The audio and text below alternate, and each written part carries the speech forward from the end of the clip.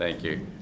Senator Miller, I've been known to be hard-headed, so there's a few things I've learned. I've learned that there are people who vote on your budget, and that's the county council. Can we give the vice chair a round of applause? Wasn't that great? I also want to thank her for giving my speech. So I don't know if that's a thing. I don't know if it's whether it's the chair or the vice chair, but you did a great job, much better I can say than the chair. So let him know that. But I do want to thank the Prince George's Realtors. Can you give yourselves a round of applause and your staff? And I truly mean that. I mean, I've been coming to this for a while. When I was in the House of Delegates, I came, and you see the turnout. And it's not just because, this is a breakfast and you get free meal. It's because you provide us with critical information. I know you've done that for me from the very beginning of my administration as county executive.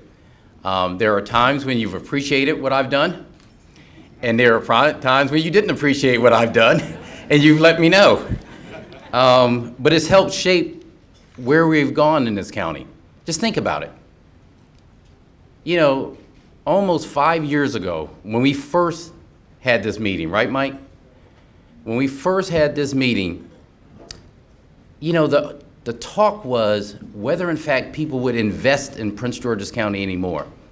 The attitude around the region was whether, in fact, the county could make it, whether it could turn right, whether it was going left, whether it was going down. But just think about it. Around the region, nobody believed in this county. And we talked to you about the problems you were having selling houses here and keeping people in Prince George's County. That was 5 years ago. Today, there is not a part of this great county, all 500 square miles, where there is not some type of development going on, where the attitude about this county has changed. Yes, we have competitors around the region, but we are competitors. Think about that. 5 years ago, we weren't. We were the person you felt sorry for. We were the people that, in the district or Montgomery County or other places in Northern Virginia that said, wow, I just hope they get somebody to go over there.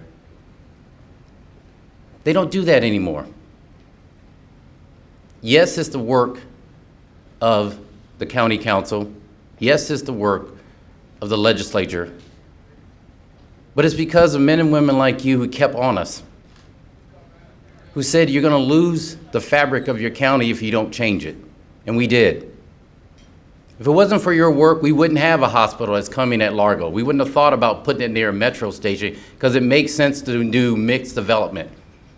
If it wasn't for your work, we wouldn't have saw what's going on Route 1. Or as Delegate Walker says, they don't just say way down there anymore. They say, can I get a ticket to MGM? Can I go to Tanger? Can I go to National Harbor? Can I buy in Oxon Hill? Can I buy in Forest Heights? We have done a lot of good together. Crime is down at all-time lows. Even with a slight uptick, it's lower than it's ever been in almost 30 years. Public safety, that's yours. Give yourselves a round of applause. But Daniel hit on it. The last piece that we have is not the FBI, which would be great to get it. It will change everything for us, and we're going to get the FBI. Give yourselves a round of applause for that. But the last piece that's missing, and you know it better than anybody else, you know it better than almost anyone but educators, and that is our education system. Our reputation is based on our public education system. We're making improvements. We've managed to keep a superintendent for longer than a season. We've managed to support a superintendent during hard times and good times. It's easy to do it when it's good times, but when hard times are there. We've made tough decisions. We've had accountability, but we've got to continue that. So what I would say to you as the Baker administration comes to a close is our commitment is the same that it's been at the very beginning. And that is to make sure Prince George's County is not only better than where it was when we came here, but that our school system is second to none. I close with this. You know, a couple of weeks ago, and it's in the news a lot, I took a delegation to to Cuba. And it really was about seeing if there were business opportunities there, but it also was about their education system and their healthcare system, just taking a look at it. And everyone, whether they, education was forefront on their mind. Now, there were a couple of realtors there who saw the waterfront property and started thinking this would be a great place to, if I could get the license to sell that. But what we were amazed is that a school system where clearly very poor in terms of monetary, but a 98 to 100% literacy rate. A school system that looked just like this room and looked just like Prince George's County. There are lessons we can learn from all over the world.